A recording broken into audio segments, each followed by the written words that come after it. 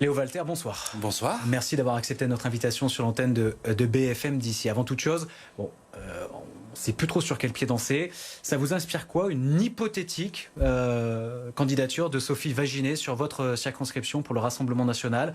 C'est dealé par le parti qui nous l'indique avant qu'on prenne l'antenne. Sophie Waginet nous appelle il y a quelques minutes pour nous dire que c'est faux. Une réaction? Mais écoutez, on est dans l'incroyable confusion provoquée par la précipitation et la décision ahurissante du président dimanche soir, puisqu'on entre dans une période d'incertitude totale pour l'ensemble du pays et puis pour la presque totalité des partis politiques, à l'exception du Front Populaire, on y reviendra peut-être. Et donc là, on se retrouve avec cette confusion absolue, y compris sur le 04. Moi, Sophie Waginet, je la connais bien, c'est une maire de ma circonscription, avec qui j'ai discuté à de très nombreuses reprises. Si mes souvenirs sont bons, elle avait quitté les Républicains au moment de l'arrivée d'Éric Ciotti, comme un certain nombre de cadres des Républicains du 04, parce qu'elle trouvait que Éric Ciotti était trop proche du Rassemblement national. Si on me dit aujourd'hui qu'elle est candidate pour le Rassemblement national, vous l'avez très bien dit tout à l'heure, c'est à n'y rien comprendre, mais je pense que encore une fois c'est à l'image de ce qui est en train de se passer, c'est-à-dire une énorme confusion. Quand on apprend des noms de candidats, on se dit ok, mais pour quel parti? Ou quand on se demande quel parti va présenter quel candidat, il n'y a aucune clarté, donc on est vraiment dans une situation qui est assez dramatique de mon point de vue, du point de vue politique, du sérieux politique qui est nécessaire dans la période. Vous, c'est très clair, vous allez très certainement, vous n'avez pas encore l'investiture officielle. Non. Je pense que ça devrait tomber dans les prochaines heures. Vous allez représenter le Front populaire. Le Rassemblement national avait déjà fait un gros score il y a 2 ans de cela. Là, le score de dimanche est beaucoup plus important dans votre circonscription. Il est même, j'ai envie de dire, incroyable dans certaines villes. Toutes les grandes villes de votre circonscription ont placé Jordan Bardella en tête pour les européennes. Est-ce que vous êtes inquiet? Alors inquiet forcément, parce que c'est inquiétant de savoir l'extrême droite aux portes du pouvoir, et encore une fois c'est le pari insensé du président de la République qui a surpris, je le rappelle accessoirement, jusque dans son propre camp. On a entendu le Premier ministre, on a entendu la présidente de l'Assemblée nationale et de nombreux députés Renaissance exprimer leur stupéfaction, leur incompréhension. Nous avons été également surpris, comme tout le monde. Nous on se prépare depuis le début du mandat à une dissolution, mais on ne l'attendait pas à ce moment-là. Et en fait ce qui se passe, c'est que ça crée effectivement une confusion énorme et qu'à ceci s'ajoute la brutalisation du calendrier, puisque 3 semaines pour préparer une élection législative, à un moment quand même, il faut le rappeler, on est à 6 semaines des Jeux Olympiques. Avec un ministre de l'Intérieur, on sait les problèmes de sécurité que pose l'organisation d'une telle manifestation qui n'est plus de plein exercice. Il y aura peut-être un nouveau ministre de l'Intérieur dans 3 semaines pour gérer ce dossier-là. On est dans une situation assez dramatique au niveau international avec la guerre en Ukraine, avec ce qui se passe à Gaza. On apprend cet après-midi qu'il y a un incendie de 600 hectares non encore maîtrisé dans le Var, donc le réchauffement climatique est là, et au lieu de s'occuper de ces problèmes qui sont prégnants, qui sont essentiels, on casse la dynamique politique qui existait dans ce pays. L'Assemblée nationale était au travail, j'étais moi-même au travail il y a encore 3 jours sur un certain nombre de sujets extrêmement importants, dont par exemple le projet de loi sur la fin de vie, qui était présenté comme un des projets majeurs de ce quinquennat, et qui s'arrête et qui est caduque sur simple décision du président de la République. Donc nous, face à ça, nous sommes les seuls, il me semble, à faire preuve de responsabilité. On nous avait dit, si vous vous en souvenez, en 2022, au lendemain de la présidentielle, qu'on n'arriverait à rien. On a créé la NUPES en 3 semaines, et on nous avait dit qu'à l'issue des européennes, on n'arrivera à rien. On vient de créer le Front populaire en 3 jours.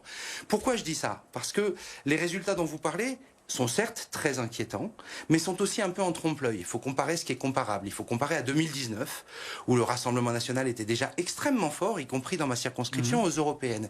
Et puis après, si on additionne, alors je sais qu'on ne peut pas faire ça et que ça ne veut rien dire, mais ça veut dire quelque chose quand même.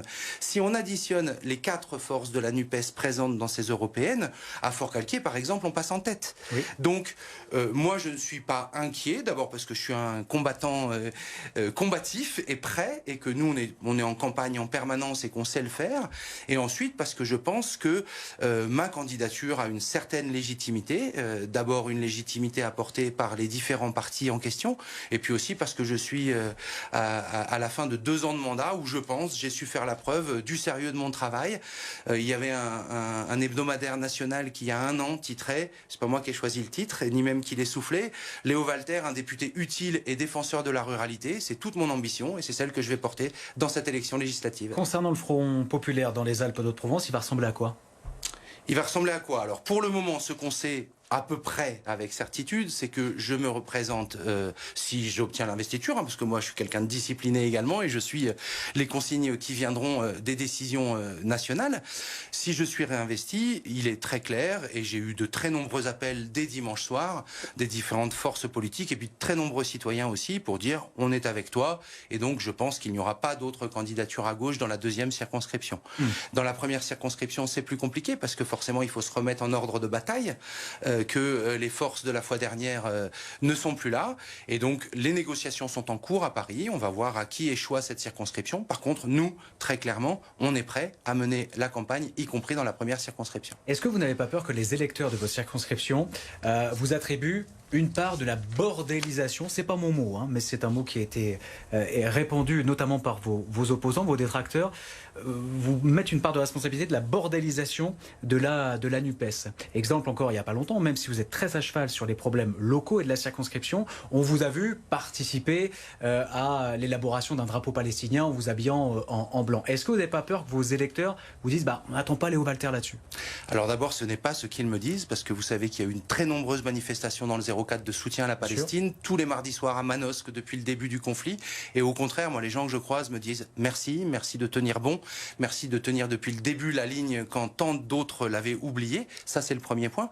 Le deuxième point, c'est que je ne pense pas, moi, personnellement, participer de cette bordélisation. Je pense que j'ai montré que je faisais un travail sérieux, utile, concret, ancré dans le territoire.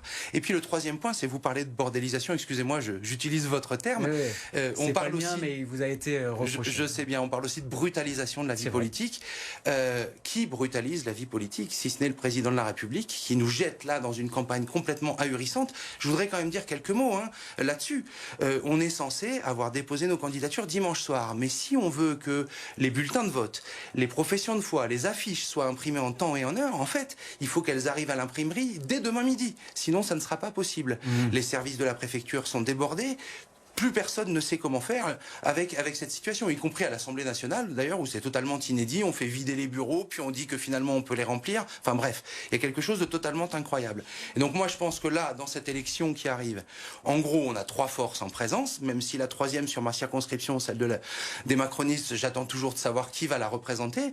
On a le Rassemblement national. C'est quoi le Rassemblement national? C'est une arnaque sociale. Ils ont voté contre absolument tout ce qu'on a pu proposer, ou même qui pouvait être porté par d'autres, sur les salaires, sur les retraites, sur la titularisation des AESH, sur l'enseignement, sur l'école publique et ainsi de suite. Ce sont des réactionnaires écologiques, c'est-à-dire qu'ils nient le réchauffement climatique, ils ne font rien contre, et puis c'est un danger démocratique que je n'ai pas besoin de préciser. À côté, on a la Macronie. Là, on est sur une souffrance sociale qui est imposée aux Français depuis 7 ans. On est sur un déni écologique absolu, et on est sur une brutalisation démocratique dont on vient de parler.